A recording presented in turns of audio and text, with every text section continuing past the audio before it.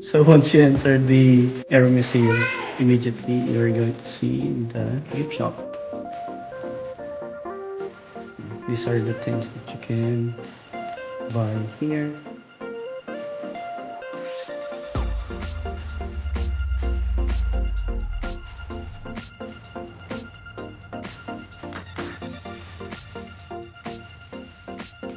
Okay, we're done dito sa may... Oh, uy, saka pala ito. Sige, pasok muna tayo dito guys.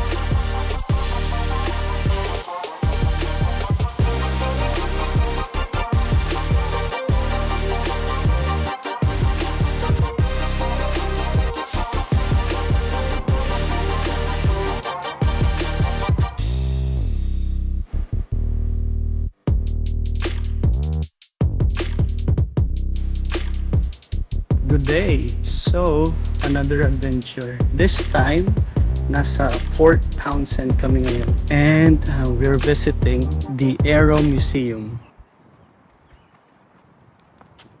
So now, we're going in to see some vintage airplanes and whatnot na related to aviations. So, ang schedule nila is ito. Mondays and Tuesdays, close sila. Pero Sunday, currently it's a Sunday, so they're open 9 to 4. Okay, let's go in.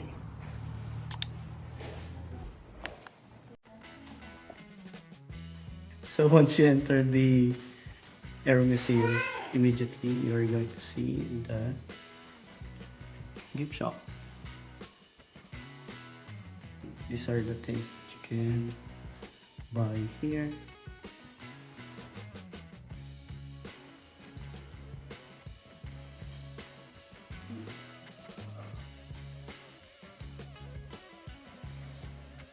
Yeah, these are for sale. Yeah, even ducks. You can buy ducks here.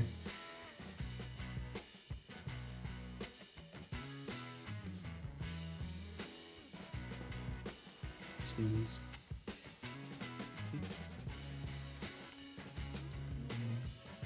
They have hoodies, paintings, photos, toys for children.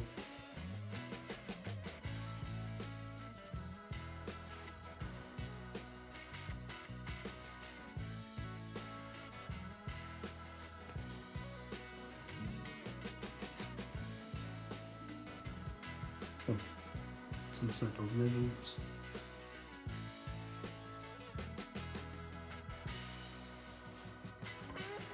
Yeah, Mommy Jane, Little J got in earlier because I'm still taking some shots here. Welcome to Fort Townsend Aero Museum. And this is the admission fees and some art.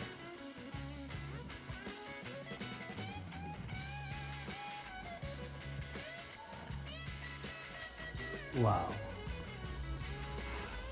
Vintage na aeroplano. Ganito. You can really get up and close sa mga aeroplano dito. Siyempre, do not touch. Ito yung aeroplano. 1927 Ryan NYP. Ganito. Sa Pilipinas, parang hindi yata kami nakakita ng museum for aircrafts. Or kung meron man, yeah, we had gone there. Dami, ang ganda. may mini models pa sila.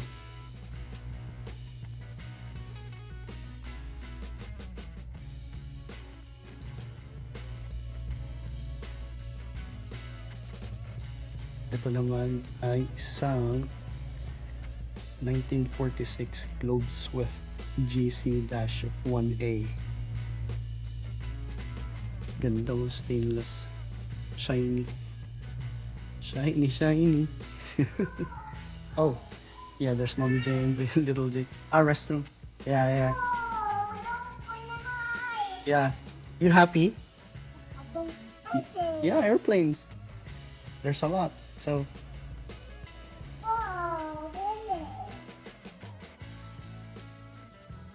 if you really like or love aeronautics or anything related sa aeroplano, must go to place tong museum na to. Again, it's in Port Townsend. Quite a drive, pero for sure it's going to be worth your time.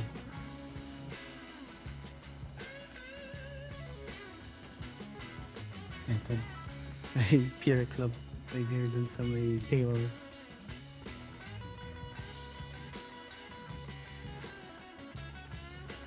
Okay, let's go around and see the other airplanes. Ganito, may mga nakahang pa ng mga vintage na tora-tora sa Pilipinas. Tora-tora. And ganito. Si Little J punto. Port Townsend Air Museum founders. Credit to those people. Pati sa mga patrons.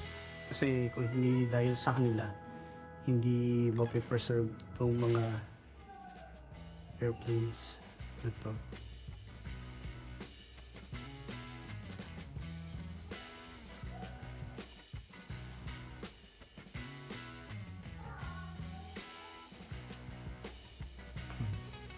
Major contributors.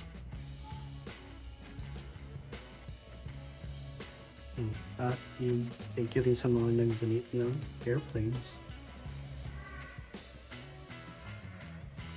Ito, ganda. Grabe. This one is a 1937 Beech C-17D Staggerwing. Grabe. Massive aircraft. Ganda. Itong kinaganda sa mga air museum, you can get up and close to the parts ng aeroplano. Pero again, this is a museum.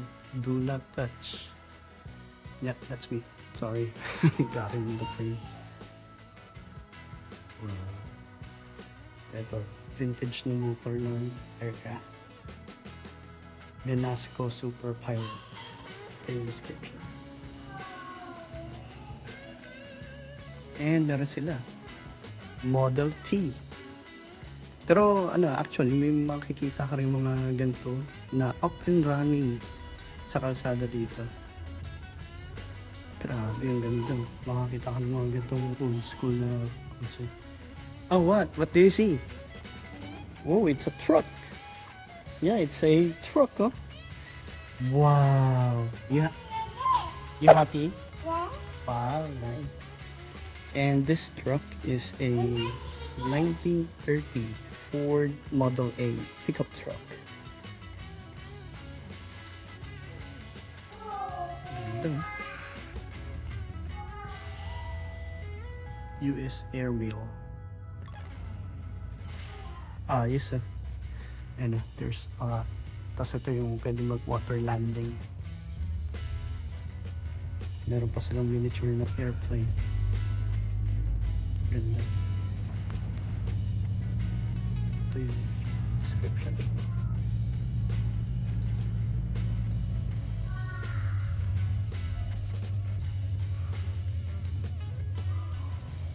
This one is a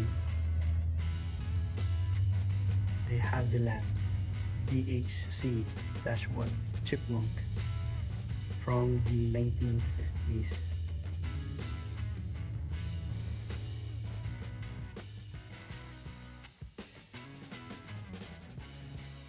Mayroon pa dun, hot air balloon basket.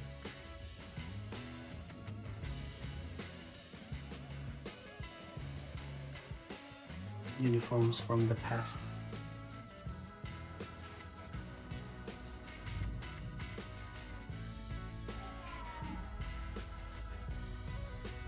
Respects to the flag.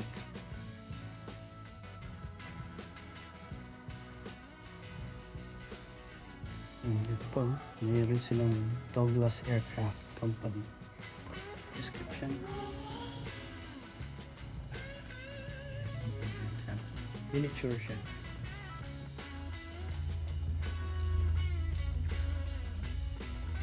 Ito ay isang Cessna C-145 Airmaster ng mga 1938.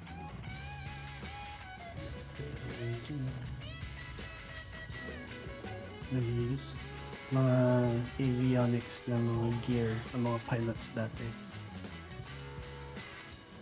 Ito yung backbone ng wings ng airplane. Sila yung ribs or basta buto ng aircraft wings.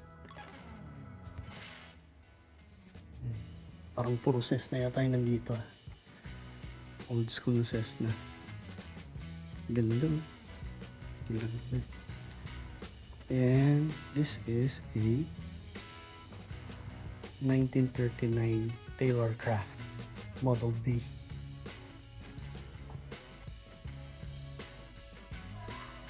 Wala lang, ang daming nakasabit.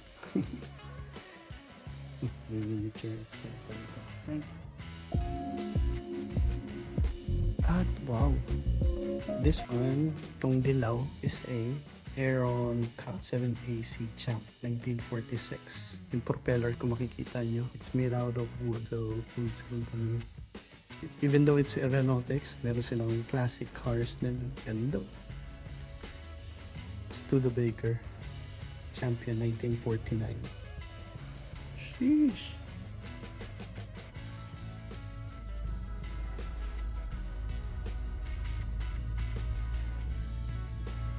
Look at the engine inside. Though it's not that bright. Siyempre, ilaw sa engine. Wala namang ilaw sa engine. Ganda.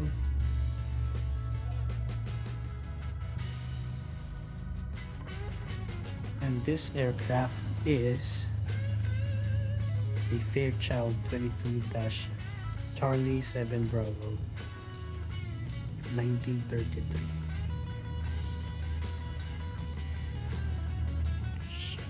Ganda na ito, nakasabit to.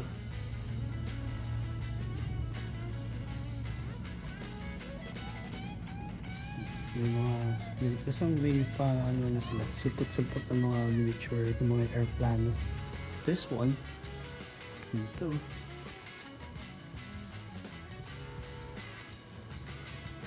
It's another Fairchild, but a different model, M62 PT-19, 1940s.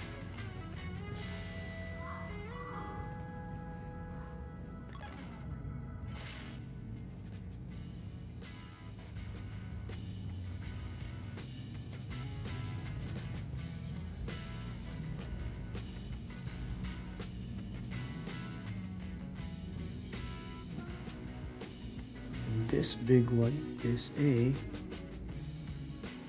Stinson SMA-A Reuter 1928.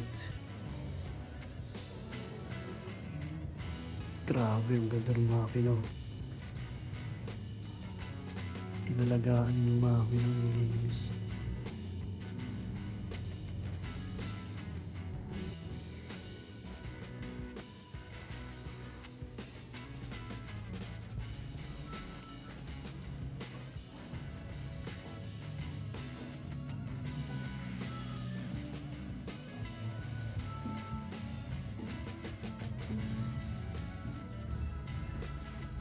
Meron sila dito, frame ng aircraft.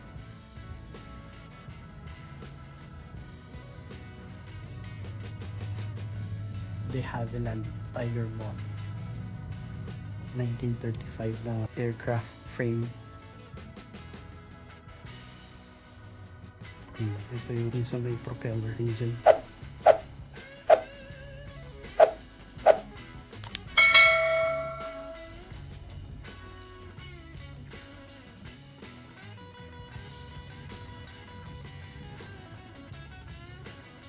Basta, ang daming cool aircrafts dito. Meron pa silang second floor pero I think we're not going up doon kasi may isa pa kami pupuntahan na lugar na malapit dito. And that's going to be for another video. This one is a Cal Air A-2 1949. Ganito.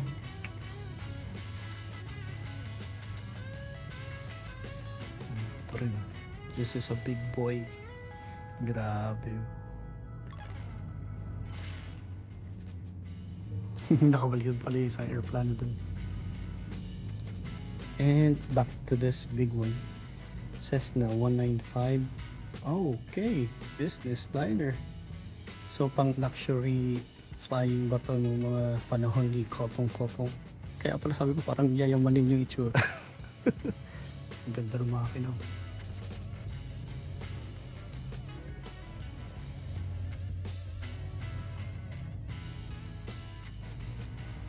Wow. Ito pang laro ng bata. Ah, yeah. Larong pang bata.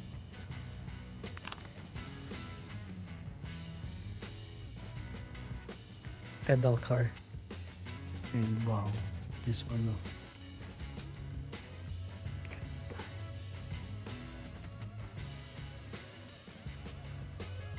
Okay. Wait, before tayo punta sa video. With description pala yung nakahang na pabaliktad. It's special. 1970. This one. Okay, going back to this. Going back to this aircraft. It's a Travel Air 2000. Pero built in 1928. Ganito. Shiny, shiny.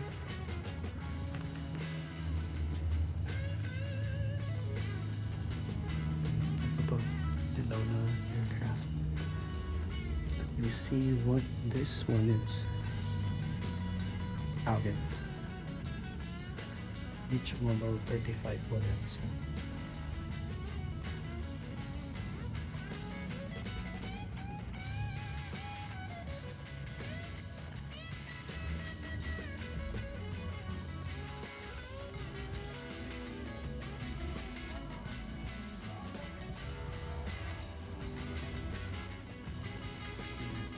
Na kami dito.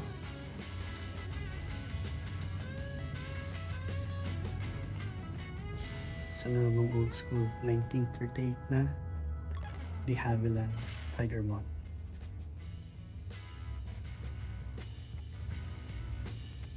And the last aircraft na nandito sa may loob ng museum is ito.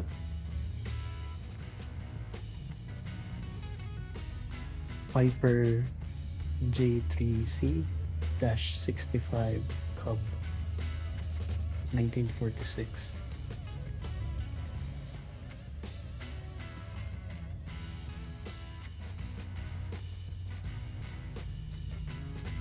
Okay, we're done dito sa may loob. Uy, isa pa palang dito. Sige, pasok muna tayo dito guys. Wow. Display ng mga engines, different types. Yun nga, maraming engines dito ang display. Ito yata pang landing nila sa snowboard kasi mukhang skis heavy duty. Propellers, different types and kinds. Dami. And yun nga, meron na rin sila hot air balloon na basket. Okay, I think that's it. Ganda ng clock lang. Okay, I think we're heading out na. Hindi ko alam kung meron pang something to sa medical, pero that's the whole museum. hopefully you'll be visiting this museum to see for yourself in person. Kasi iba pa rin yung nakikita at napupuntahan nyo ng personal yung isang lugar. And you can make your own videos and memories na nakita nyo in person talaga yung mga airplane. Okay? Labas na muna kami. Check namin muna kung merong something sa labas.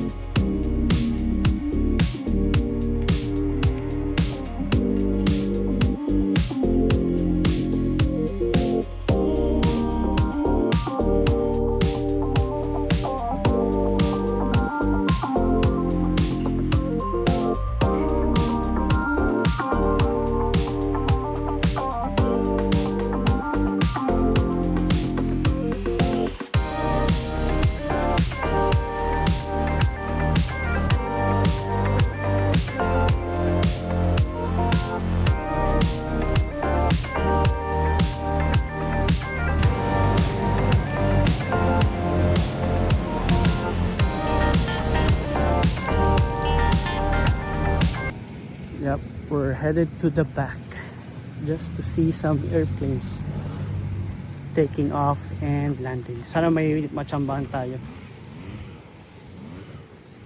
Ano, yung mga hangar.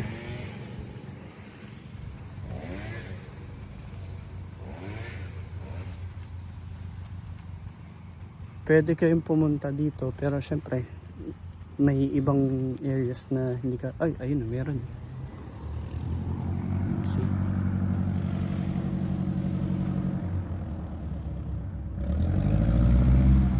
Bihira yung ma-experience or makapunta sa ganitong runway ng mga eroplano. Kasi sa airport, syempre, depende na lang kung yung ita-transport kayo papunta sa may eroplano. Pero yung to see this, yung nakaano ka lang talaga sa tarmac na ba to or what? Ayun, wait, there's some planes going. Ito magpa-park na yata. Magpa-park na yata si Kuya.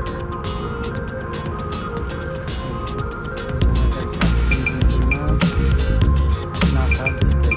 Pero ito most likely mga running and flying talaga. Airplane. I think ito na yun. Dito ko nakatapusin yung video dito sa Aero Museum and we're headed off to the next one. So the next one. Peace.